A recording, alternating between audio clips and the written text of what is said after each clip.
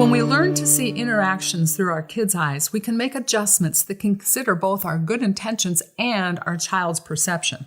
As you've wrestled with that question about the messages kids often get in discipline, you probably realize there can be quite a disconnect between the good intentions we want for our kids. I want my kids to learn responsibility, self-control, listening, respect, cleanliness, and so on.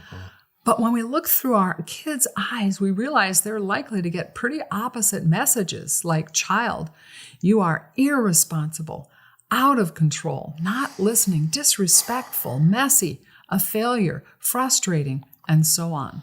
And that last message, you are frustrating, or you make me so mad, actually carries another message underneath it, which is, child, you are responsible for my emotional well-being, which is a message that puts a weight on kids to take care of their parents. So here's the thing. We've all communicated these kind of unhelpful messages to our kids.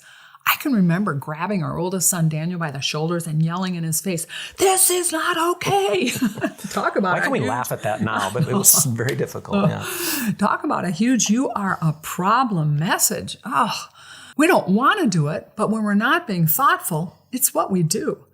And it's important to be thoughtful because if this becomes our normal way of disciplining, those negative messages can become our kids' inner voice and eventually their identity. Now, most parents at this point see the disconnect between the goals they have and the messages they're communicating, and they want to learn a different way. As much as that was hard realization for me, I am testimony to the fact that over time, you can make big changes in this pattern. And the first step is not what parents usually think.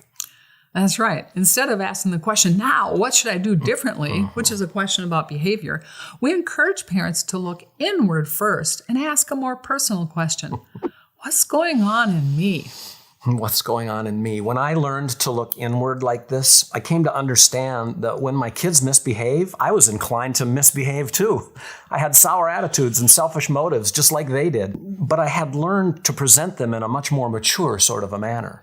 I learned that by better understanding what was going on with me, I could let go of my stuff or even confess it and then focus on what my child was really learning from me. Looking below the surface at what's going on in me often reveals 4 key reasons for this disconnect between goals and messages.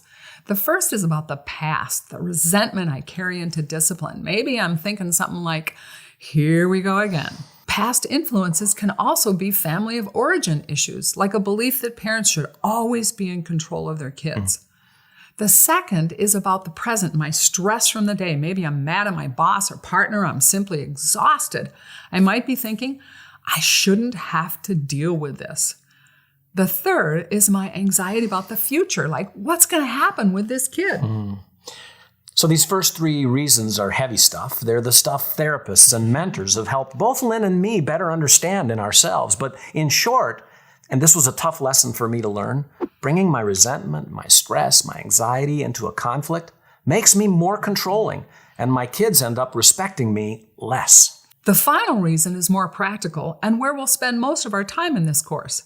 Parents get in negative discipline cycles because they use methods geared for quick fix of bad behavior without regard for the identity messages a child gets when they're disciplined. As we've said, kids are looking to parents to help them figure out who they are. And when parents become intentional to shift from behavior-based discipline to an identity-based approach, they pay close attention to those you are messages they're communicating, and they consistently report feeling more satisfied with the results. So let's take a few minutes now to look at this idea of being intentional about the you are messages you communicate to your misbehaving children. And the Apostle Paul is actually a great example of this idea. 13 of his letters to churches are in the New Testament.